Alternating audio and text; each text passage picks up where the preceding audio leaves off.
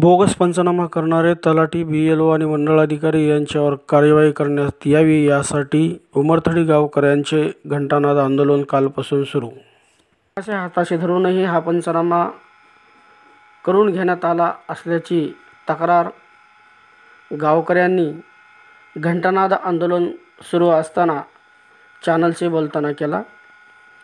खोटे नाटे आरोप करून सरपंच हे गावात राहत नाहीत व कामाला अडथळा निर्माण होत असल्याचे भासवून तलाठी, मंडळाधिकारी आणि BLO यांनी कुठे एका ठिकाणी बसून हा पंचनामा केला आणि सरपंच गावात नसल्याचे भासवल्याचा पंचनामा तहसील कार्यालयात सादर केला. परंतु सरपंच गावातच राहत आहेत असं गावकऱ्यांचं म्हणणं आहे. तरी उमरथडी येथील सरपंच गावात राहत नाही तसा खोटा पंचनामा करणाऱ्यावर निलंबनाची कारवाई करण्यात यावी याकरिता उमरथडी गावकऱ्यांच्या वतीने पालम तहसील कार्यालयासमोर कालपासून घंटानाद आंदोलन सुरू करण्यात आले आहे.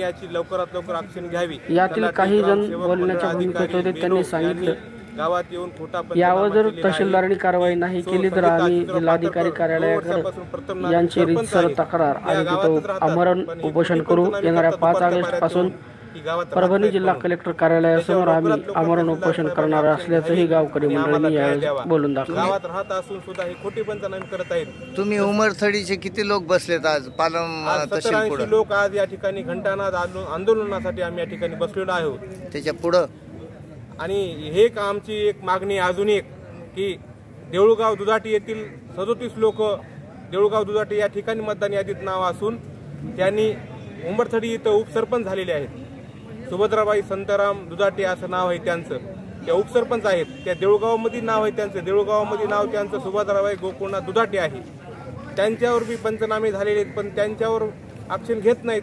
आमच्यावर राजकीय दबावापोटी इथं आमच्या सरपंचावर ॲक्शन घेतली जाते आणि खोटे नाटे आरोप करून पंचनामा केला जातो. सगळे लोक शेताला गेल्याच्या नंतर दुपारच्या पाऱ्यात पंचनामा